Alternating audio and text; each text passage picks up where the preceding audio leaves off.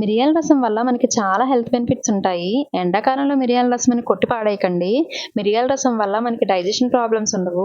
ముందుగా ఒక నిమ్మకాయ సైజ్ అంత చింతపండు తీసుకొని కడిగి నానబెట్టుకోవాలి. తర్వాత ఒక స్పూన్ జీలకర్ర, మిరియాలు, 5 వెల్లుల్లి రెబ్బలు ఇలా కచ్చపచ్చగా దంచుకొని పక్కనైతే పెట్టుకోవాలి. మిక్సీలో కన్నా ఇలా దంచితే దీని టేస్ట్ మరింతగా పెరుగుతుంది. తర్వాత ఆయిల్ వేసి పోపులు అంటే ఒక స్పూన్ ఆవాలు, జీలకర్ర, ధనియాలు వేసుకొని అవి చిటపటలాడాక దంచిన మిశ్రమాన్ని వేసుకొని 2 ఎండుమిర్చి, 2 కరివేపాకు రెమ్మలు వేసుకొని ఒకసారి కలిపేసుకొని ముందుగా నానబెట్టిన చింతపండుని ఒకసారి మెదుపుకొని వేసేయాలి. ఫైనల్‌గా కొద్దిగా ఉప్పు, పసుపు వేసి పొంగు వచ్చాక స్టవ్ ఆపేయడమే. ఈ మిరియాల రసాన్ని కోల్డ్ వచ్చిన వాళ్ళకి పెడితే చాలా నచ్చుతుంది వాళ్ళకి. ఒక 2 డేస్ నుంచి మార్నింగ్ అంతా ఎండగా ఉండి ఆఫ్టర్‌నూన్ నుంచి అక్కడక్కడ వర్షం పడడం ఇవన్నీ జరుగుతున్నాయి కదా! క్లైమేట్ చేంజ్ అయ్యేటప్పుడు ఫీవర్, కోల్డ్ అనేవి కామన్ కదా! అలాంటప్పుడు ఈ రసం వేసుకొని తింటే ఒక ముద్ద ఎక్స్‌ట్రా తినేయొచ్చు. మీరు కూడా ఒకసారి ట్రై చేసేయండి. And please subscribe to my channel.